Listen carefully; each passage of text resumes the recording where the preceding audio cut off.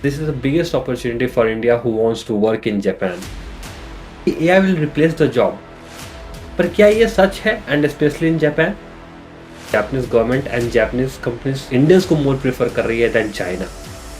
Now, सबसे बड़ा topic salary क्या होने वाली है। मैं न्यूज स्क्रॉल कर रहा था and found some really interesting news about the job opportunity in AI sector in Japan.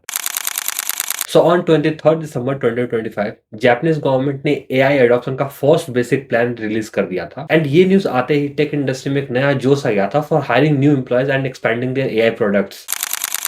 सो आज मैं इस वीडियो में यही डिस्कशन करूंगा कि क्या स्कोप एंड अपॉर्चुनिटी है इन एआई सेक्टर इन जापान। तो मैं स्टार्ट करूं उससे पहले आपके मन में ये सवाल आ रहा होगा कि AI will replace the job, पर क्या ये सच है? And specially in Japan, the answer is no, AI will not replace the job. Japanese government and company AI का यूज मोस्टली अपने प्रोडक्टिविटी को बूस्ट करने के लिए कर रही है। इसका मैं बहुत अच्छा एग्जांपल आपको देता हूँ। फूड प्रोडक्ट बेस्ड जो कंपनी होती है उनका पैकेजिंग और प्रोडक्ट डिजाइन करने में 2 हफ्तों का टाइम लग जाता है एंड सब फाइनलाइज करते करते 1 महीने तक का भी टाइम लग सकता है। Now with the help of AI they can generate the product design in a minutes, but basic stuff like copyright checks, repetitive design checks, ये सब प्रोडक्ट टीम मैनुअली बैठ के करती है। तो इस केस में 1 हफ्ते लगेंगे to deliver a new design of a product. Now यहाँ पे सबकी प्रोडक्टिविटी इंक्रीज ही हुई, लाइक प्रोडक्ट टीम ने डिजाइन रेडी कर लिया एंड देन मार्केटिंग टीम अपना मार्केटिंग अर्ली स्टार्ट कर सकते हैं। फिर आप सोचोगे कि वो चैट जीपीटी, जेमिनी या फिर कोई अदर एआई मॉडल क्यों नहीं यूज कर लेते हैं? The answer is they don't want to. Japan is so concerned about their privacy policies कि their use of AI is very less. Companies यहाँ जापानीज एआई कंपनी को प्रेफर करती है rather than any foreign AI products. But wait, आप ये सोच रहे हो कि इसमें अपॉर्चुनिटी कहाँ है? बट यू नो, जापान में 7,90,000 टेक वर्कर्स की कमी होने वाली है बाई 2030 एंड काफी आर्टिकल चाइना में ऐसे सरफेस कर रहे हैं कि Japanese government and Japanese companies Indians को मोर प्रेफर कर रही है than China. Look at this article,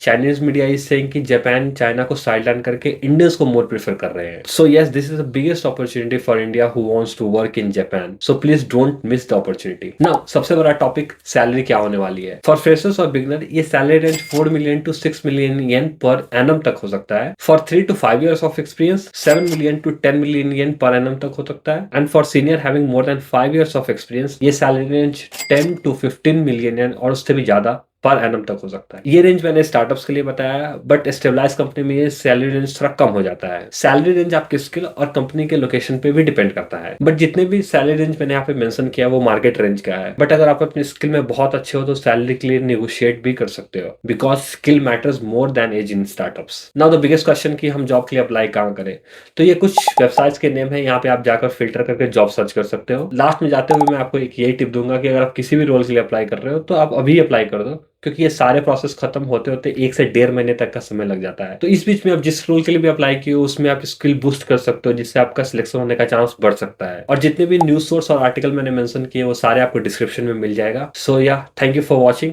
and stay healthy.